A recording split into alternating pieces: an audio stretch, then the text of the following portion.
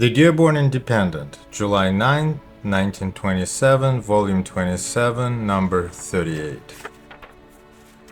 Mr. Ford's page of the Dearborn Independent. Education has its limits. Education and ability to do things are not interchangeable terms. You cannot educate brains into a man's head, but you can enable him to make the most of the brains he has. A man who cannot think is not an educated man, no matter how many college degrees he may have acquired. One who can think things out can usually do them. Education along the right lines stimulates the mind and brings out its best qualities. But as crops cannot spring from barren soil, so thoughts that are worthwhile will not come from a dull brain. Education is not to blame if it cannot do for a man what he cannot do for himself. It has its limitations. There never was and probably never will be a system devised that will put brains into man's head. And until such a system appears, we must expect to find in men the same differences that have always marked them, whether with books or without them, in or out of college.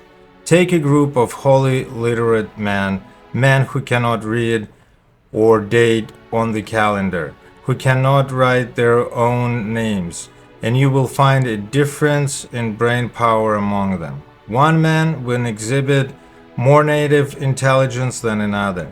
He has brains even if he has little book knowledge. He has foresight, insight, initiative. He knows what he knows and therefore possesses confidence and a sense of mastery. Passing a group like this through college would probably not change the comparative brain value. One would still be more intelligent than the others. The average of ability might be raised, but there would be no enlargement of native brain power. Just as there are some stones that will not take a polish, so there are minds that cannot be standardized so far as knowledge and the ability to use it are concerned. An able man is a man who can do things, and his ability to do things is dependent on what he has in him. And what he has in him depends on what he started with and what he has done to increase it.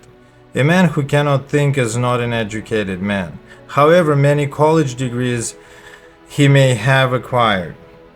Thinking is the hardest work anyone can do, which is probably the reason we have so few thinkers. There are two extremes to be avoided. One is the attitude of contempt toward education. The other is a tragic snobbery of assuming that marching through an educational system is a sure cure for ignorance and mediocrity. One benefit that education can confer on a man is to give him an equal start with his fellows. Sometimes even that is not an advantage, but in the mean and for the general run of human beings, perhaps it is.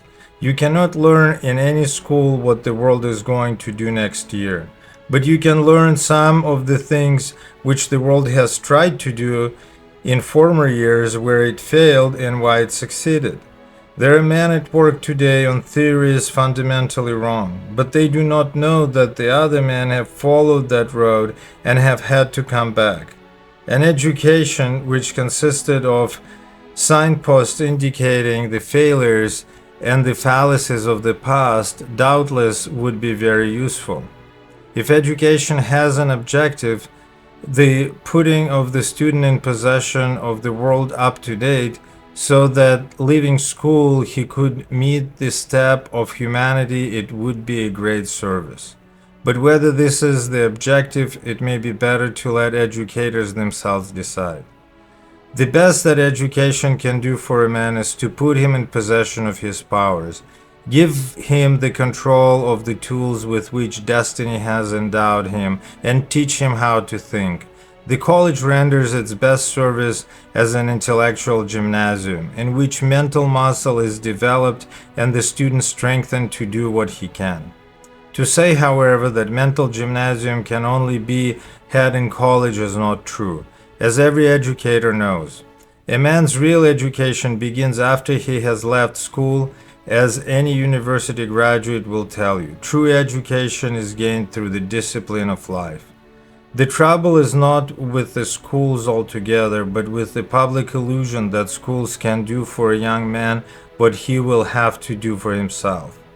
If young men come out of college uneducated, it is their own fault.